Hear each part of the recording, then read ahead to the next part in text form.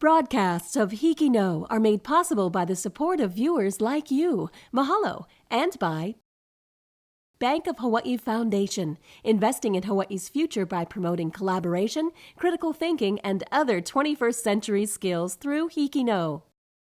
Kamehameha Schools, empowering Hawaiian keiki to explore, discover, and inspire. ABC Stores, a local company helping to transform education and develop Hawaii's workforce through bold learning initiatives like HIKI NŌ.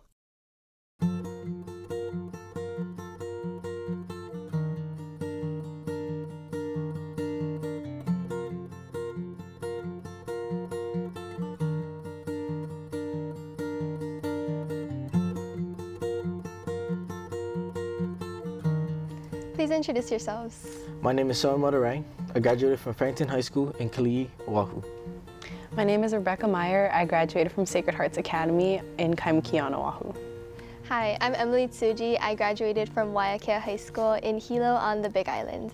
So, can you describe a HIKI NŌ story that you worked on that meant a lot to you? So the story that comes to mind for me is feeding the Little Leaguers. On August 26, 2018, the Hawaii Little League team led by Coach Gerald Oda won the Little League World Series. They spent 2 weeks in Williamsport, Pennsylvania, and were away from home for about a month. Being away from home can really take a toll on the body, not only physically, but also mentally. Not having the comfort of family, friends, and even food can affect a person dramatically. It doesn't matter where you're from, Hawaii, or even from the mainland, if you have to live in a different area and the food is different, you're not used to it, I'm pretty sure you'll miss home food because this is just not normal for you. It's just something that's comfort and normal for you. The one thing that the kids do miss was the local food, obviously. I was kind of feeling weird because missing my family for the first part and then missing all the food. It was like eating weird food like hamburgers and stuff. So yeah, I was kind of homesick. The food that I missed the most was probably rice. Because up in the mainland, they don't usually have rice, and it just was weird to eat potatoes every day.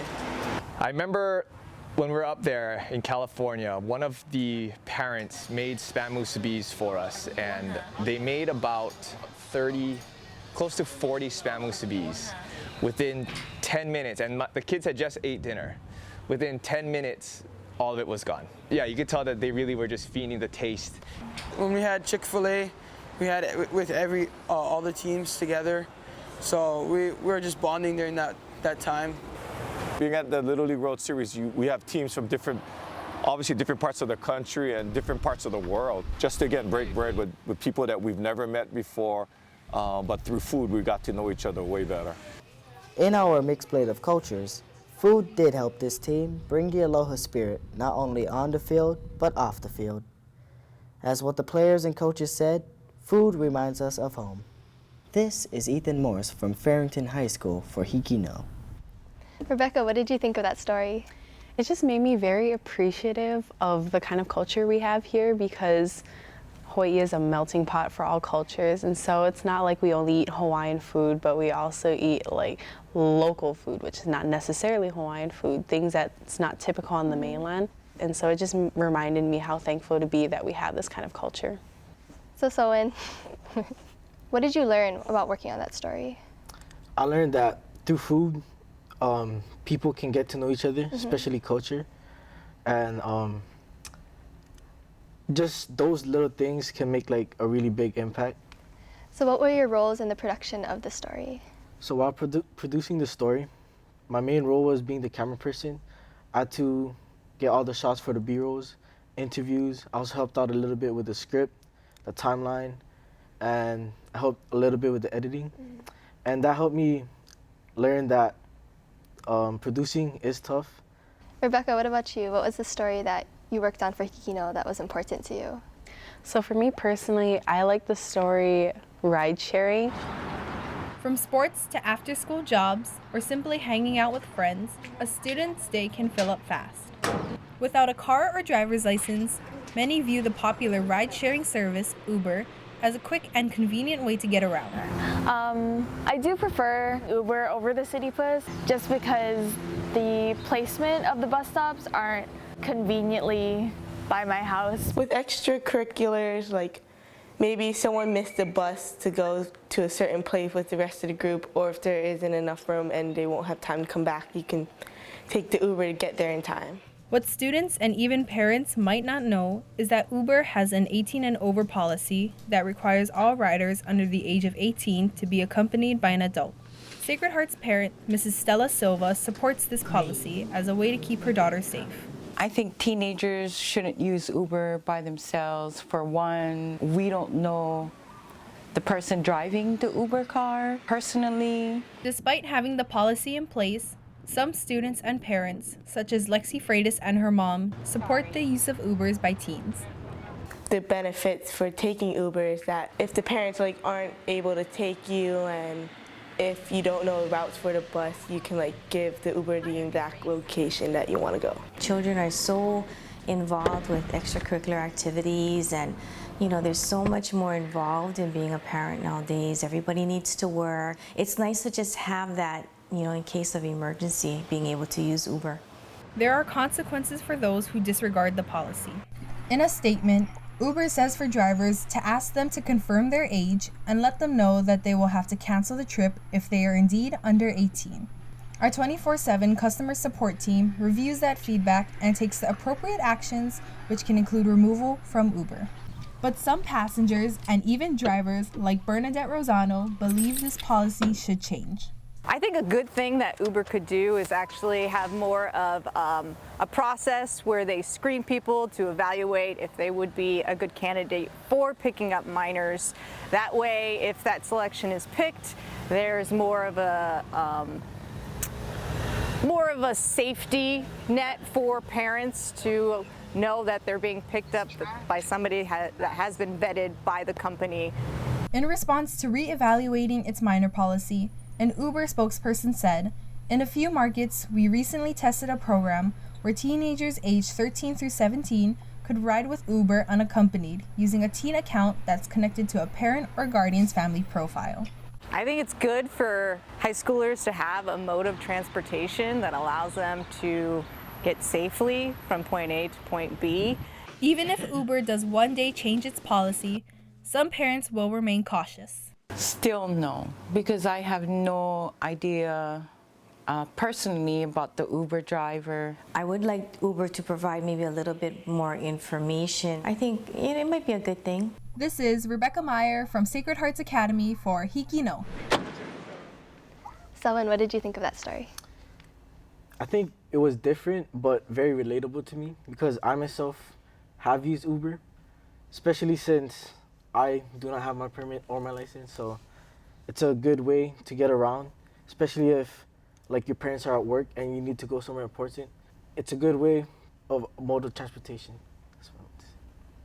Yeah, I liked how you showed both sides of the story, not just one side, and it just shows that this issue is very controversial. I mean, I know Uber is really blowing up nowadays, and I've always thought of it as fine because everyone uses it, but when you really think about it, it is kind of scary because it's a stranger driving you around. But yeah, now that I know that they do background checks, I don't know, it just gives me a different perspective on the whole issue. Thank you for your feedback, and actually I could relate to Selwyn because at the time of doing this shoot, I myself couldn't drive, so there'd just be days where as soon as school finished, I would have 2 tripod bags and a big camera bag, and I'd be on the bus. I think I heard you as the reporter, but what other roles were you involved with in this story? So basically, amongst the 3 of us that worked on this story, we all tried to balance our strengths. We all have strengths pretty much in camera work, writing, but my strength in particular was writing. And I kind of acted as the head of the group because I was just really passionate about the story since it related to me a lot, and I didn't have a parent that could drive me around like the other 2. Oh, you said that your favorite part, or you said that you felt that your strongest point was writing. What do you like most about writing? So for writing, it's just a way to get my thoughts out for people to read. Like, that's just what I like about reporting, because there might be a topic that is relevant to society, but people might not necessarily think about it. So I want to just bring that random thought and then make a story off of it so that people could actually be thinking like, oh, because one of the main topics for that story was that people didn't know that there was an 18 and under policy, which was clearly enumerated in their policy on their website, but not a lot of people look into that. So Emily, what HIKI NŌ story you worked on comes to mind? I think my favorite HIKI NŌ story that I worked on is called Foster Care. It's about my two neighbors, Jonathan and Danielle Mendoza, and I consider them like my second parents. And I just know that their story is super inspirational, and I really wanted to share that to everyone else. Jonathan and Danielle Mendoza are a team at home and at work. I'm a parent consultant, and I also handle intake at Catholic Charities. We have about 25 families, and basically I prepare them to be able to care for the youth that are in our program. I actually get to work in the same office in the same part of the agency with my husband John. We have lunch together and just spend times together. We're also in professional roles together, so that's pretty cool. And it's pretty unique. It's not over when we leave our work at 4:30 or 5, because many times we meet a family to pick up a youth, and we provide respite, which is giving the foster parents a break. And my wife and I have been working together for over 20 years at this agency. When you're raising someone else's kids that have gone through some trauma, it's definitely important that we're unified. A lot of these children that are in our program have gone through some severe neglect and abuse, and therefore the parents need to be trained on how to react and respond to these children that have been through some severe types of trauma. Oh, good job. The best remarks I get for the kids, sometimes in the morning I'll say, how'd you sleep? And she's like, the best sleep I've ever had. And that to me is a huge compliment, because that means they felt safe. Ronnie Brockway was one of the first youths to live with the Mendozas. I was one of those kids who acted out and threw tantrums and was belligerent. I think that being in foster care, one of the things that it taught me is it taught me to stand on my own. Oh my gosh, look how small I am. Oh no, you're gonna love this one. Do you remember this? They went to the beach, they took me. They went to church, they took me. And so I think that that was something that was so positive, because they didn't really have to do that. I wasn't an outcast, I was part of their family, and that's how they made me feel. I remember her saying, she wanted to be a judge and she wanted to be a lawyer. She's just got her master's degree and she's doing really well in the community. They never gave up on me. Regardless if I was in their home or not, it was always Auntie Dee and Uncle John. Some people might think it's kind of crazy, you work with your spouse and be together all the time, and it could be, but it actually really works for us. There's a great need in the community, but it also is just really cool to open up your home and share your life and learn about others. And as we're teaching them things, I don't think there's a day that goes by that I haven't learned something from them. So it's kind of a win-win situation, and I hope we can do it for a long time. This is Emily Tsuji from Waiakea High School for HIKI NŌ. That was a really beautiful story, Emily. I thought that it covered pretty much every aspect that there is to know about the couple that helps kids, and I just liked how it had a present child as your feature, the little boy, and then also someone in the past that could attest to what they were doing as not just stating, oh, this is what they do and this is how they do it, but how it really impacted that person and how that person is doing now. She has her master's, and I just think every aspect of what needed to be said about that story was covered, and I applaud you for that. Thank you. So I agree with what Rebecca said. Everything was well prepared, everything was planned. All the script was really good. It matched up with what was going on in the video. Thank you guys so much.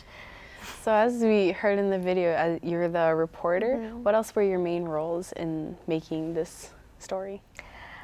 I was part of pretty much a little bit of everything, which I thought was pretty cool because this was my first HIKI NŌ story that I kind of like took a lead role for.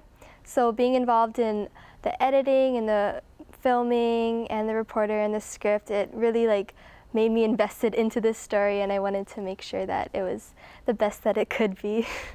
What was your biggest takeaway from this story? Like the thing that you remember from the story the most? I think this story taught me a lot of patience.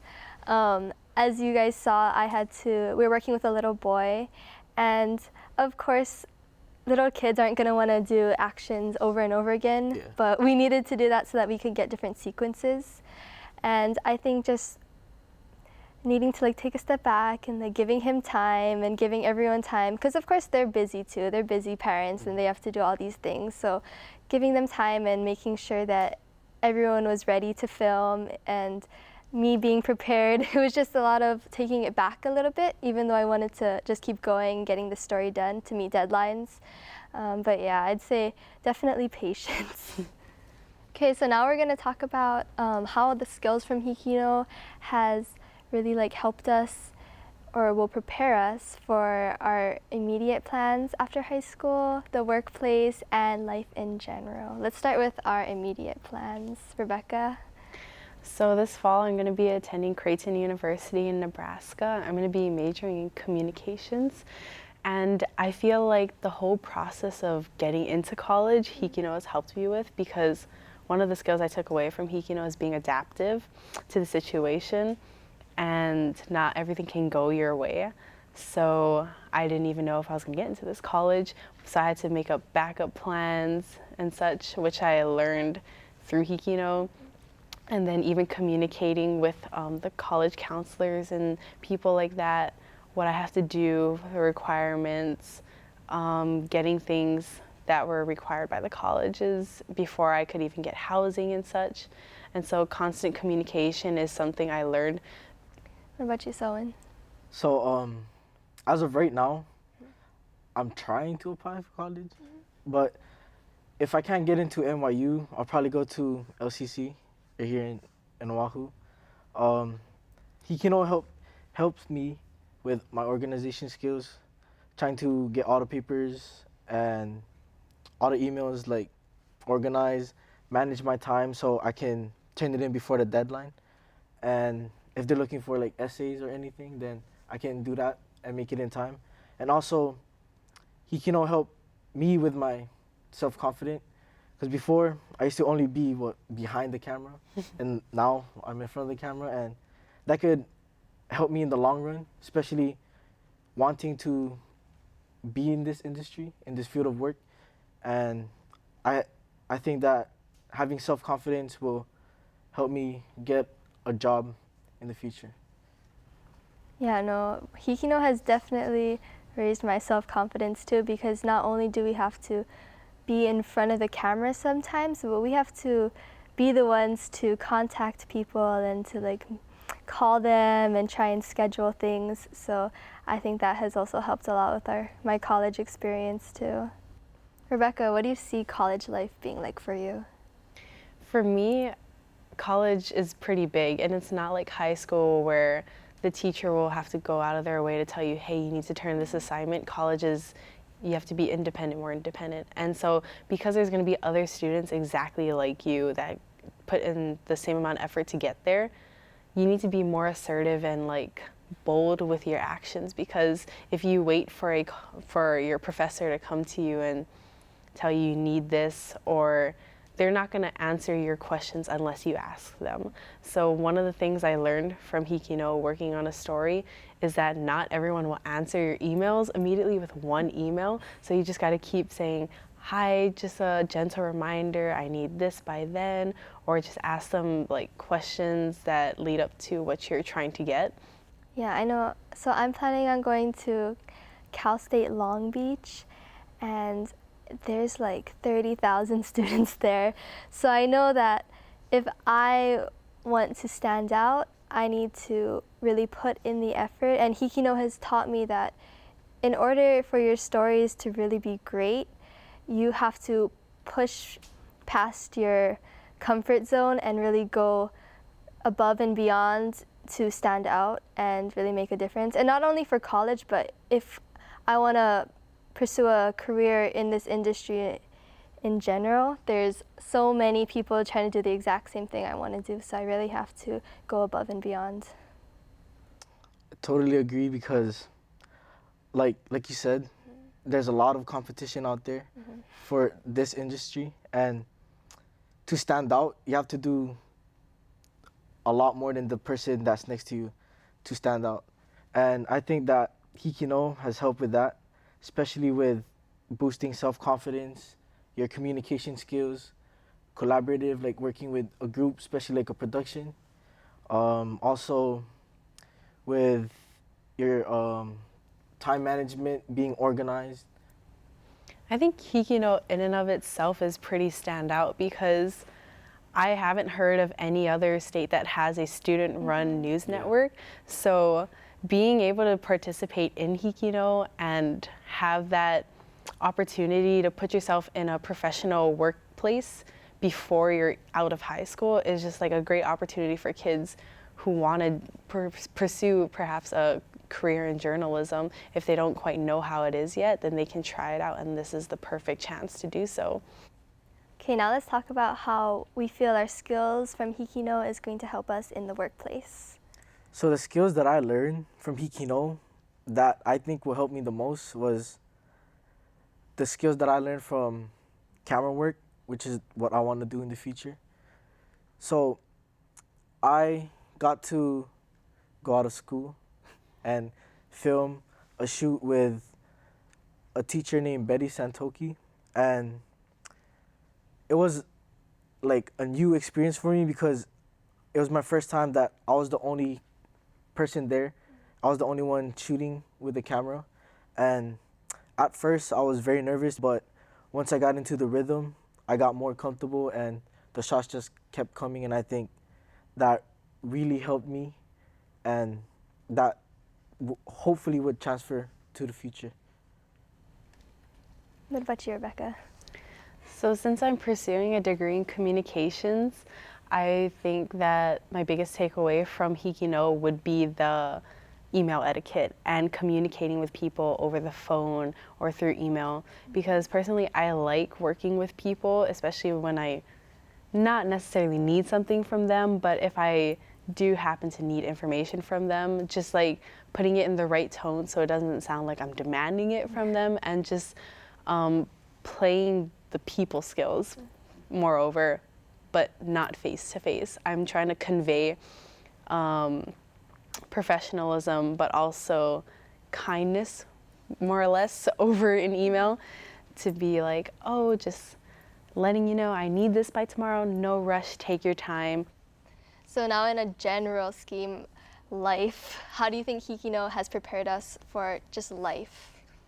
So I think HIKI NŌ, everything that entails what HIKI NŌ is, prepares you for life, because all of the skills that come with it, like being adaptive, cooperation, and even contributing to the community, which is the essential role of HIKI NŌ, is giving us the power to inform our community the same way that the news does. And even remembering HIKI NŌ and the skills it taught us, something that someone who didn't work on HIKI NŌ might not be so strong in. Like, there's still kids out there who might not be so confident in what they're doing, but because we went through HIKI NŌ, we have that confidence to take us through life, because life, you need to be confident in order to get yourself places. Yeah, definitely. Pretty much summed up everything I was gonna say, but yeah, HIKI NŌ, the skills that you learn from HIKI NŌ does translate into skills that you need in life, especially with the different barriers that you need to overcome in life. And I think that with the skills that you acquire from working with HIKI NŌ can help overcome those barriers, can become greater than yourself, you know. Definitely, HIKI NŌ has prepared us to just deal with obstacles in life. In our little stories, I mean, we've had like small, minor issues, like maybe our we forgot our tripod, or we like messed up the lighting.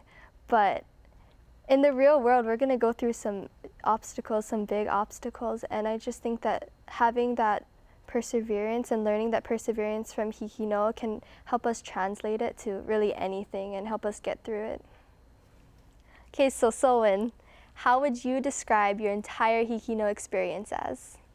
I would describe it as a snapshot of an image of what my future might hold.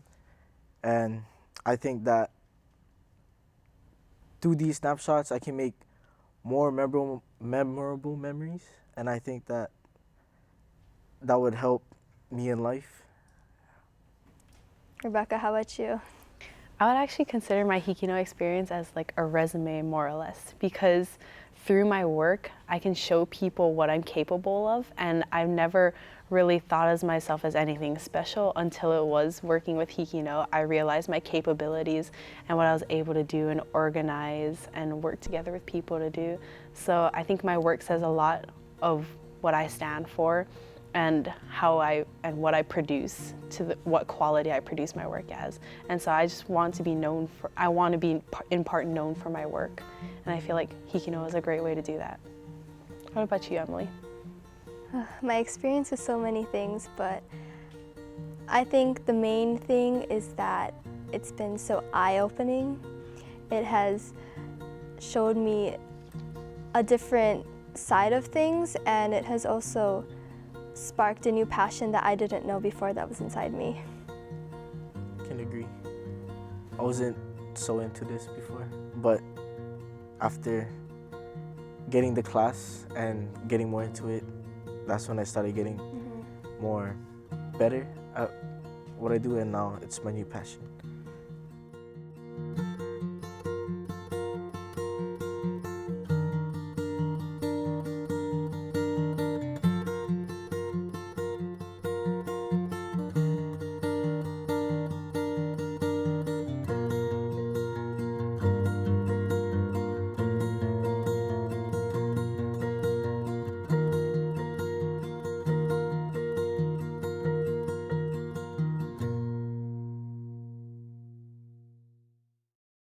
Broadcasts of HIKI NŌ are made possible by the support of viewers like you. Mahalo. And by Bank of Hawaii Foundation, investing in Hawaii's future by promoting collaboration, critical thinking, and other 21st century skills through HIKI NŌ.